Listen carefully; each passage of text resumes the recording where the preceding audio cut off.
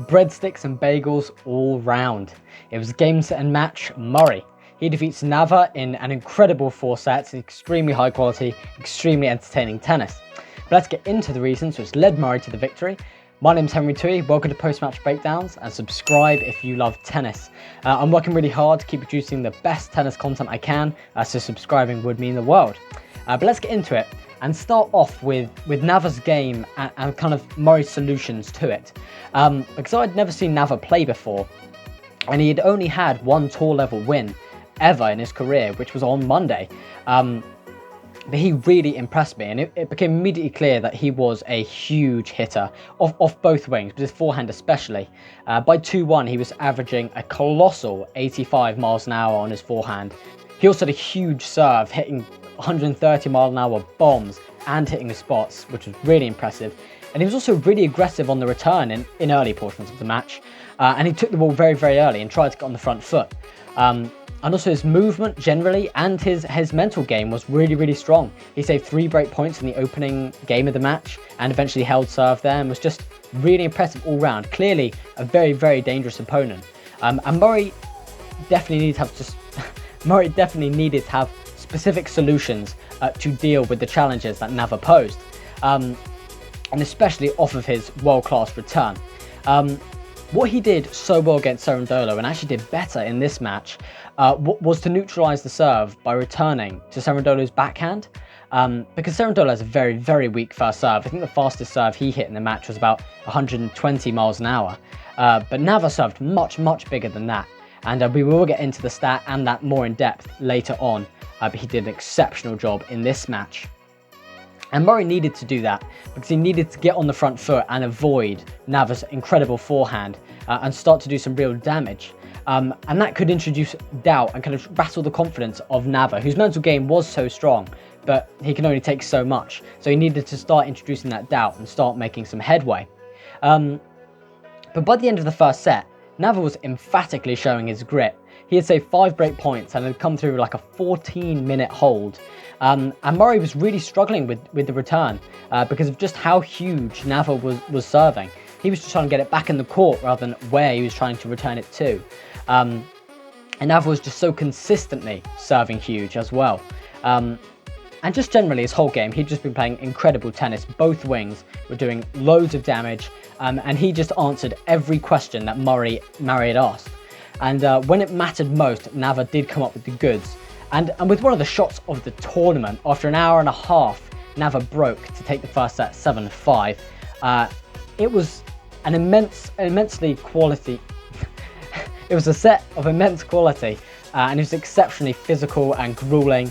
And I think a commentator surmised it best because they said, "I've seen Murray play much worse and still win the set." Because that's how high the quality was. Both were playing exceptionally, but Nava just played those big moments a little bit better when it really mattered most, and that got him over the line in the end. And heading into the second set, Murray needed to steady himself, put the first set behind him, kind of use his mental strength. He's a champion here, and he knows how to win.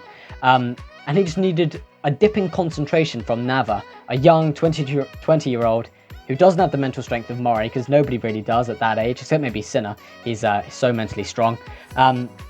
So a dip in concentration was extremely likely. But by 2-1, Nava hadn't budged. He'd saved 2 break points and another huge hold. But the signs of vulnerability were definitely becoming clear because more and more errors were creeping into Nava's game. And he was really helping Murray along. Because Murray didn't particularly raise his level in this second set. It was just this dip from Nava. And eventually he dipped too far in the 2-all game because key errors gifted the break to Murray and really started the momentum swing all for Murray for the rest of the match, as Murray ran away with the match after that first set because Nava was just playing on another level, and that just was not a sustainable game plan, hitting that big that consistently. And also Murray had a good change up. He stood nearer to the baseline, which you wouldn't think was a great plan, a huge hitter. You want to be back defending. But no, Murray decided to take the ball on, take the ball earlier, and take time away from Nava. Don't let him set up. Don't do all the defending. Be the aggressor, which he did really, really well. And playing like that, just being so dominant on the baseline, so consistent, he managed to secure a double break and take the second set 6-3. And in the end, Nava hit 12 unforced errors in that set and was just giving way too much away. And that allowed Murray to really run away with the set and the double break. And the question was, what was kind of Nava's purple patch that he had in the first set? His otherworldly level firmly over, or could he steady himself and kind of return to that level? But from then on, it was a Murray masterclass. The Murray train just kept on rolling, and the errors just kept flying from Nava, as just Murray sustained his pressure and consistency and just incredible tennis, because he broke twice for a 5-1 lead in the third set, and after just 30 minutes and a love hold, he had won the third set 6-1, and there was no coming back there from Nava, because the rallies were just complete one-way traffic now.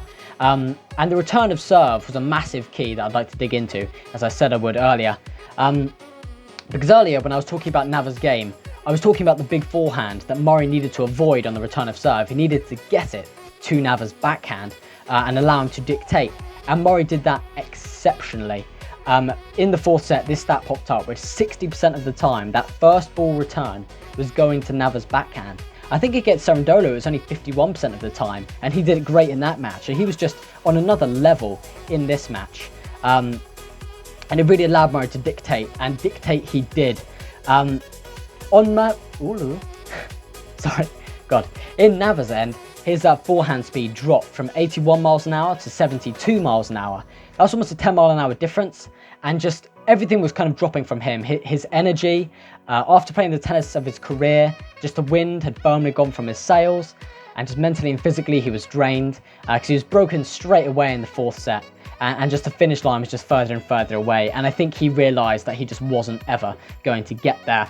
But Murray just kept adding salt to the wound, because with more incredible returning, consistency and focus, he secured the double break, and to kick him out while he was down, he broke again for 5-love and served out love hold for the bagel.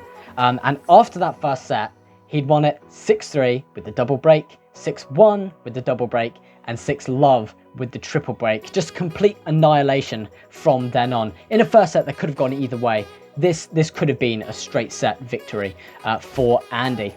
But overall, it was just the experience triumphed. Murray's return completely overwhelmed Nava, and that purple patch that Nava was having just didn't last long enough as his form dropped, and most importantly his forehand speed dropped. That is where he was doing the damage in the first set, which was the difference. Murray awaits the winner of Berrettini versus Hugo Grenier, but as I make this, Berrettini is 2-1 up, so it's likely he'll be facing him. Murray gave him a fantastic test in the Stuttgart final, I believe. And with how well Murray is moving and returning right now, he just said in the post-match interview that it's the best he's felt in years, and it looks like it. He looks like a man on a mission, and he could take that match. So best of luck for him. But that wraps up my analysis. A lot of work goes into these videos, making the notes and watching the matches and editing. So subscribing would mean the world. But thank you for watching, and have a great one, guys.